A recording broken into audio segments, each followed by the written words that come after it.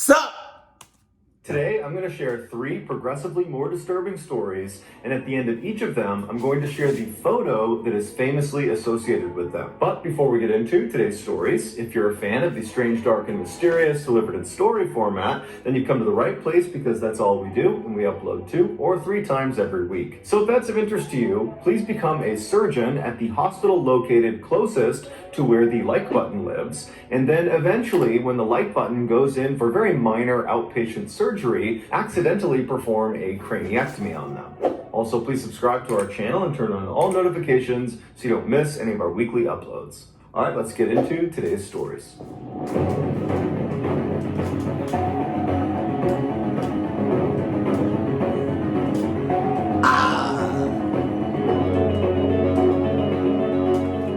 Just after midnight on June 17th, 1939, a crowd of people began to form outside of this unremarkable building in Versailles, which is a city in France. The atmosphere in this crowd was electric. They all knew why they were there. They knew what they were about to see, but even still, there was a lot of nervous anticipation. And so as such, some people were coping with these nerves by drinking alcohol and trying to laugh and have a good time, while others were much more subdued and were trying to be respectful about what they were about to witness. Between 1 and 2 a.m., the doors of this unremarkable building opened up, and a group of men dressed in the same dark uniforms came out and didn't say a word to the crowd, and the crowd immediately went silent and began to back away from them. And this group of men, they walked right out in front of this building, and they had lumber and they had tools with them, and they began constructing this kind of strange wooden structure. And so the crowd, they wanted to get up close to see what these guys were doing, but at the same time, they didn't want to get too close. And so as the crowd formed a sort of half moon around these men that were doing the constructing were moving so seamlessly, like all of them had built this structure dozens of times before, and it was just muscle memory. And so by about 3 a.m., this structure was built, and they placed this large basket next to the structure, and then these men packed up their tools and the remaining pieces of lumber, and they turned around and they went right back inside the doors into the building and were gone. At this point, the crowd had become quite sizable outside of this building, and they were growing kind of restless because they knew now that this structure was built that the next time those doors... All right, time for y'all to get the fuck out. Come on. Come on.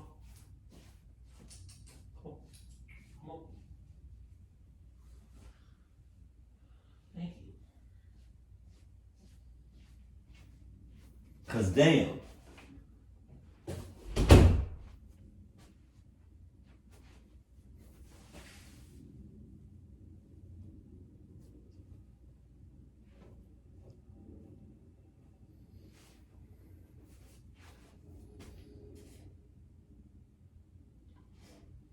Damn.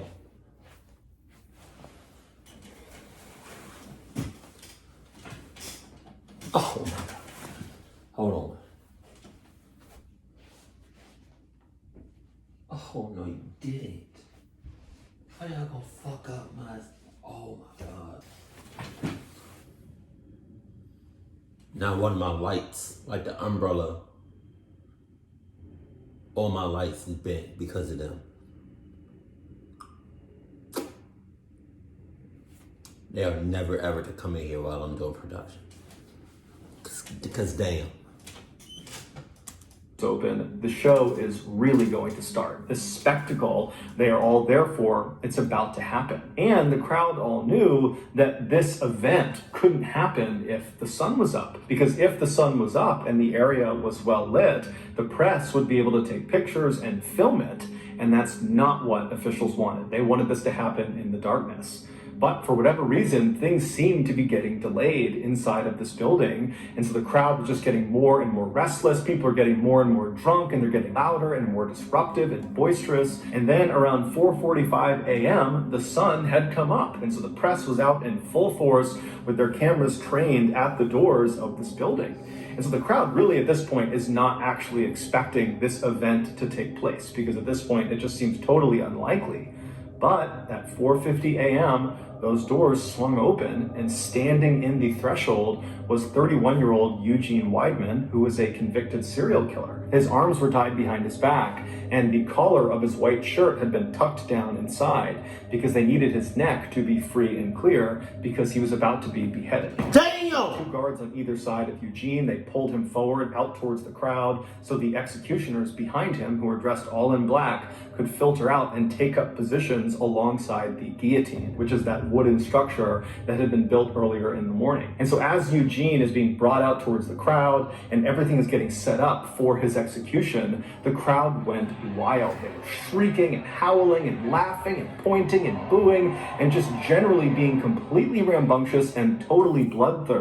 Eugene kept his head down. He did not want to look at the crowd, and he did not want to look at the guillotine. And so eventually the 2 guards turned him and walked him directly towards the base of the guillotine, at which point the executioners that had taken up their positions around this device, they grabbed him and slid him forward so he was on his stomach on top of this wooden platform, the guillotine, and they slid him forward until his head poked through this opening at the very far end, at which point his neck was positioned right under this huge blade that was dangling right above him. Ah, shit! Oh, God! I'm putting myself in that situation. God damn! Woo! Can you imagine if the blade wasn't as sharp, or if somebody just didn't do it as fast as they could, or like at the speed that they wanted them to do it at, and it's just like they did it like a little bit slower, and it didn't go all the way through, and he was still alive, but felt all of that. Oh God, I wonder, like, I know about those things, right? So like, I wonder when it goes through the neck, is that instant death, or do you feel anything? Because that I would not want to feel nothing.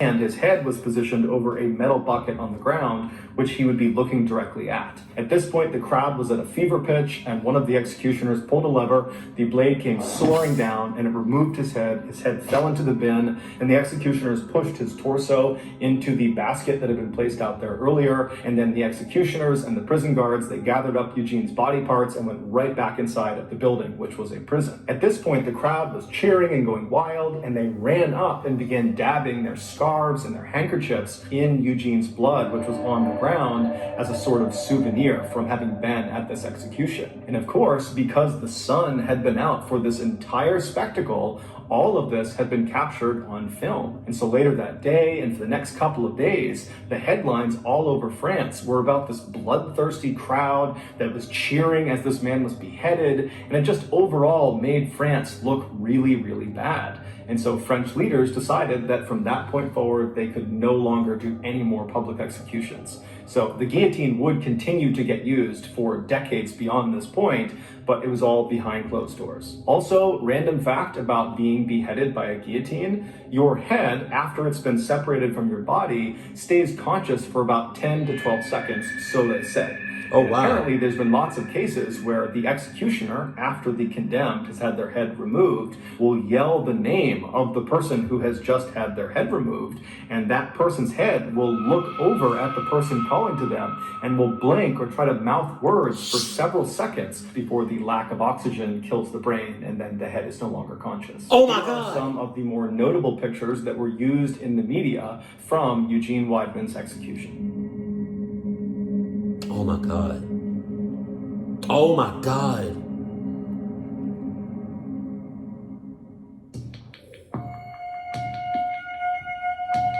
In the early 1900s, Eben Byers was a man who other people envied. He was born into a very wealthy family in New York City. He attended Yale University in Connecticut, which is a very prestigious Ivy League university, and he was devilishly handsome. After his college graduation, he didn't need a job because his family was so rich. What does that mean? Devilishly hit. Like what do you say? Devilishly.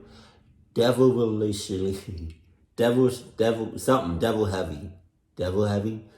Devilishly handsome. What about God handsome? You know? Like, what does that even mean? Instead, he focused his time on a passion of his, which was golfing. And in time, he became this world-class golfer, going so far as to win the 1906 U.S. Amateur Tournament, which is the biggest amateur golf tournament in the world that most of the winners go on to become professional golfers. And so Evan most likely would have followed that path and become a pro golfer had his father not just handed over the very successful metalworking business that he started that made his family wealthy in the first place. And so Evan stopped his golf career and became the chairman of this incredibly successful company. And so overnight, he basically went from being just rich to being uber rich, making more money than he could possibly spend. But Evan did attempt to spend his money. He pretty much immediately began buying up luxury properties all over the country. He bought horse racing stables in the United Kingdom and in America, and he bought an entire luxury box at Forbes Field, which is where the Pittsburgh Pirates professional baseball team used to play. And so in addition to owning all these incredible things, Evan also, through his role as chairman of this company, began connecting with and befriending very powerful and influential people like the founders and executives at the Coca-Cola Company. And so all in all, Evan's life was really going quite well until 1927. That year, Evan was 47 years old, and he took some time off from gallivanting around the world and rubbing shoulders with famous people to go catch a football game at his alma mater at Yale University. So he hops on a train, he rides to Connecticut, he watches this game, and then afterwards he gets back on the train to head back to Pittsburgh. And this is a very long ride, it's over 12 hours long. And so Evan naturally bought a first-class ticket, and so he was inside of a train car that had bunk beds for passengers to sleep on during the ride. And so Evan climbed into a top bunk and he fell asleep. A few hours later, after the train is well on its way to Pittsburgh, Evan, in his sleep, manages to roll to the side of the bed and actually falls out of his bed onto the ground. He lands hard on his left side, it wakes him up, and as he stands up, he thinks he's okay, but then he feels this shooting pain in his left arm. So he's moving his arm around, he's not really sure what's wrong with it, but he's hoping it's just some bruising, and so he decides to get back into his bunk and just go back to sleep. And so he manages to fall asleep despite the pain, and then when they roll into the station in Pittsburgh several hours later, he wakes up and right away he feels that pain in his left arm. And so after getting off the train and going back to his house and dropping off his luggage, he went right to his physical therapist's office to ask him if there was anything he could do to help with the pain in his arm. And so the physical therapist examines Evan's shoulder and determines that, there's no structural damage to his arm, but obviously Evan is in pain. And so he says, look, there's a new product that came online that's quite expensive, but since you're a man of means, maybe it's something you want to consider. It's called Raditor, and it's supposed to dull aches and pains, and it's supposed to give you this huge boost of energy. And so, maybe you want to try that. And so Evan was really excited at the notion of taking this new health tonic and said, yeah, let's do it. And so his physical therapist wrote him a prescription for Raditor. Evan took the prescription and he went to the drugstore. He picked up a half-ounce bottle of this liquid. He went back to his house and, as prescribed, he drank a very small spoonful of this liquid. And right away, he felt this surge of energy, the pain in his arm started to fade, all the things this health tonic claimed to be able to do, it was doing. And so over the next couple of days, Evan very diligently every day took the prescribed amount, a very small spoonful of this Raditor, and every day he felt better and better and better. Not just the pain in his arm, but overall, he felt happier, he felt fitter, he felt alive, and he was attributing all those feelings to this miracle tonic. And so he began taking more and more of this tonic, well beyond what was prescribed, to the point... Relax! Where he was drinking 3 full bottles of Raditor every single day. And so for years he did this, and it was all going great until his jaw fell off. Literally.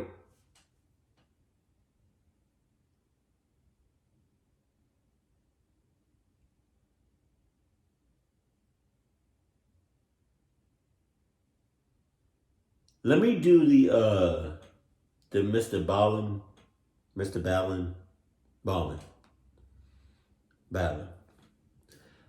thumbnail. You see his videos, he be like, how did he do it?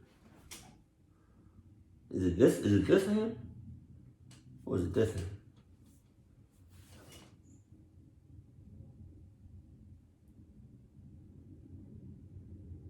Or is it?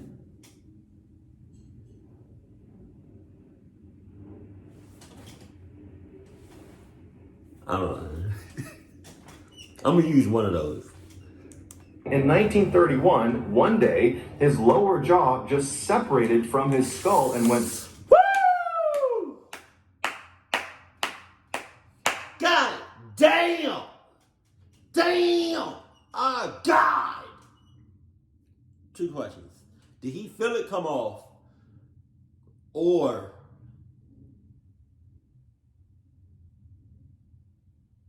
was there any pain? Like no. One, was there any, when his jaw came off, did he feel any pain or did he not feel any pain? Can you imagine you're just, oh my God. black. And so the reason this happened was because Radiator was actually just radioactive water. In the early 1900s, the radioactive element, radium, was believed to have highly curative properties with no side effects. And so naturally, at the time, dozens of health products were created with radium being their main ingredient. And Radiator was one of those products. It was literally just water and radium. And so after consuming over 1,400 bottles of Radiator over a 3-year period, Eben's body was finally just starting to disintegrate from the inside out. After he had his jaw surgically removed, along with large portions of his upper jaw, the rest of his body also just began to crumble. Damn! So by the end of 1931, when his story was making headlines all around the world about the dangers of Radiator and really more specifically the dangers of radium, Eben had become completely bedridden and his skull was now beginning to disintegrate. There were holes forming all over his skull that were exposing portions of his brain. And so by 1932, Eben was dead. Eben was buried in Pittsburgh, and he was buried inside of a lead-lined coffin that was designed to absorb any of the radiation emitting from his bones. And then 30 years after he was buried, so in 1965, scientists actually exhumed his skeleton to see if it was still emitting radiation. And they determined it was still emitting the same levels of radiation as when he died. And they actually would ultimately figure out that radium, this radioactive element, has a half-life of 1,600 years. So what that means is Eben's body will remain highly radioactive for centuries. Here is a picture of Eben with his jaw surgically removed. It was taken shortly before he passed away. Oh my God! Damn! There's still some debate about what exactly happened in this story that I'm about to share with you. And so for transparency, in this video, I am going to rely on the narrative that was presented in court by the defendant. And so with that in mind, here we go. On the afternoon of December 3rd, 2012, a freelance photographer working for the New York Post newspaper named Umar Abbasi was walking down the stairs of the 49th Street subway station in New York City. This very busy station is located only a few blocks away from the very famous Times Square. And so after Umar made his way down to this underground subway station, he walked over to one of the big automated kiosks that looks like an ATM, and he purchased a subway ticket. And then with his ticket, he walked over to the turnstiles. He slid his ticket through the slot, pushed past the turnstiles, and was now standing out on the actual train platform. And from where Umar was standing, this platform basically was like a huge sidewalk that stretched all the way to his right a couple hundred feet and all the way to his left a couple hundred feet. And in front of this platform were the actual tracks down below, because the train, when it came out of the tunnel, it would actually come right up alongside this platform with almost no clearance between the platform and the train. As such, the leading edge of the platform, basically the lip of the train platform that's closest to the train tracks, has this big yellow line painted all across it to keep commuters from standing too close to the edge, because if the train came through, they could actually get hit by the train. And so as Umar is standing on this platform and he's looking left and right, it's totally crowded with people, and they're all kind of tucked back against the wall away from this yellow line. And so Umar decides he's going to turn right and wait at the right end of the platform, just because he saw down at the far end there appeared to be a gap in people, and he figured he could stand right there. And so Umar begins navigating past past all of these people on the right side of the platform, and for the most part, everyone he is passing either has their head buried in their phone, or they're listening to music, or both. Because the thing about riding trains, especially trains in busy cities, is none of the commuters want to talk to anybody else. They want to be completely left alone. And so as Umar is walking, everyone was basically doing that. But at some point, he did pass two people that were engaged in a pretty heated conversation. Umar had no idea what they were arguing about, or if they were even arguing at all. He didn't know who these people were, but he took mental note of the fact that two men were kind of bickering with each other. And so he walked past them, didn't give it much of a second thought, and he arrived at a gap in the gaggle of people waiting for the train. And there he just stood well back of the yellow line, where he pulled out his camera and began clicking through the images he had taken earlier in the day at an earlier photo shoot. And so as he's clicking through these pictures, he starts to notice that those two men who had been bickering before are now straight up yelling at each other. They're screaming obscenities at each other. It's not clear who's fighting about what or who is the aggressor, but it's very obvious that at this point they're fighting. And so Umar looked away from his camera and looked left down the platform towards these two guys. And so these two guys are about 100 to 125 feet away from him. And all the people that were standing in the vicinity of these two men are beginning to migrate away from them. They just don't want anything to do with them. Because the thing about being in subways, especially in cities like New York, is there's lots of people that go down into these train stations that are inebriated or mentally unstable. And so very strange and bad behavior is just kind of a normal thing. And people tend to just kind of ignore it. And so that's... I really hope nobody either accidentally or purposely falls on those the train tracks.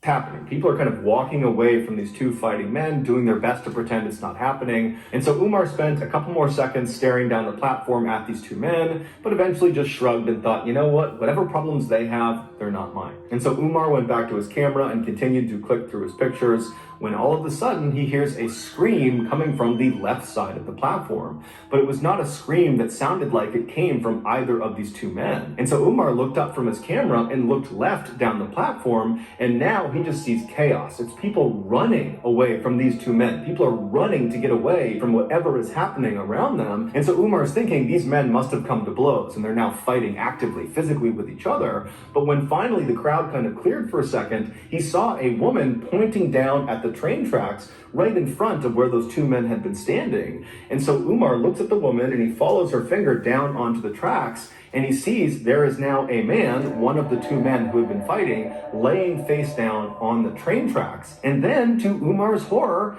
he looks up down the tunnel where the train would come out of, and he sees the headlights of the train. It is now coming into the station. And so Umar starts running down the platform to try to get to this man to pull him out of the tracks. And as he's running, he pulls out his camera and he turns the flash on and he holds the shutter down and he aims it at the train conductor to hope the flashing of his camera will alert the train conductor to put on the emergency brake and stop the train before he hits this guy down on the tracks. And so as Umar is running, trying to signal this train conductor, the man down on the tracks tries to stand up, and Umar sees he's really struggling to stand, and when he finally gets up, he turns and he grabs the edge of the platform, and he tries to pull himself up and out of the tracks, but he doesn't have the strength or the coordination. And as Umar is getting closer and closer, but he's still too far away to help, he sees that this guy down on the tracks is not going to be able to get out of there before the train hits him.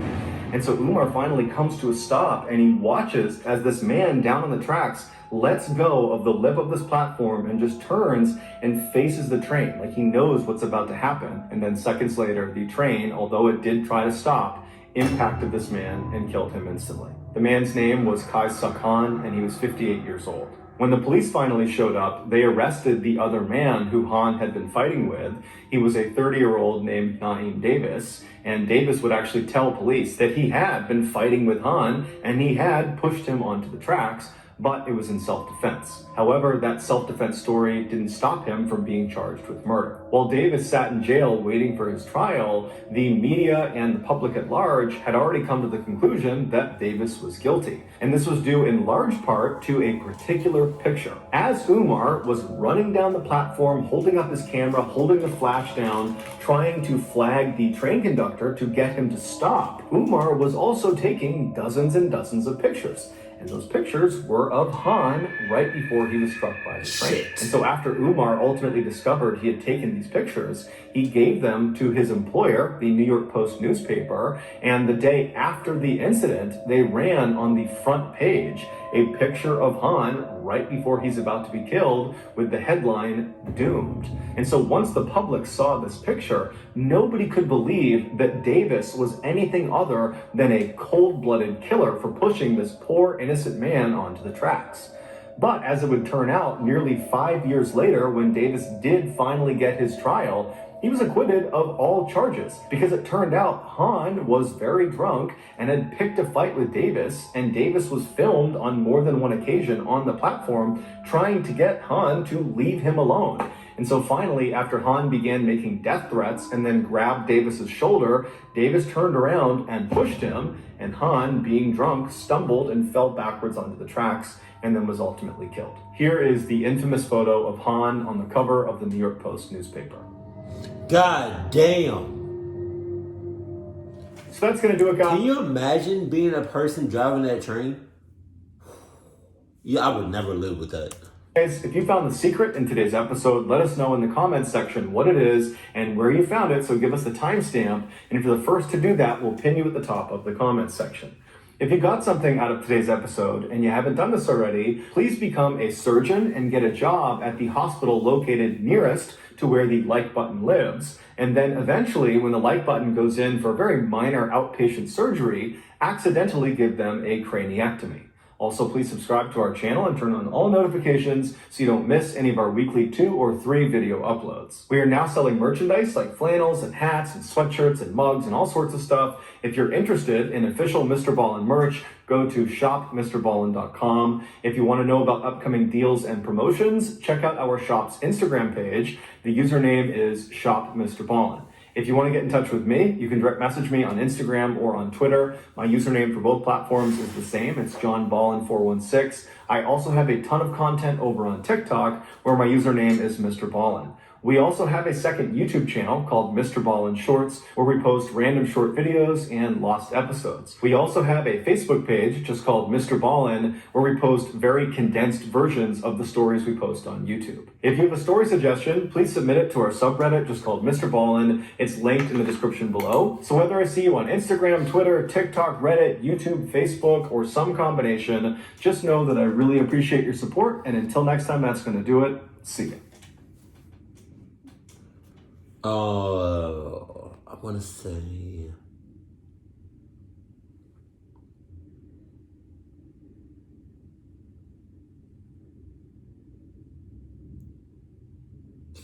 The second story and the third story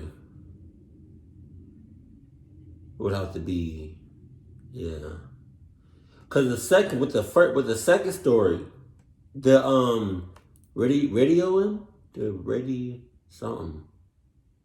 What's it called? Radium? Yeah. That shit was just eating away at his body, like, and I don't know if he said it, and I don't know if he was I don't know if he was feeling any pain, but if he was, god damn. But then, is radium even real now? People still use that? I hope they don't. And then the last story, you feel all that. You feeling all of that. God damn it, I'm so sorry. Oh my God. But I feel really bad for the person that was driving the train though. Like, I cannot live that down. I can't. I would never, ever. Jesus. Keep it cool, keep it classy, and I love you, stay happy. My family.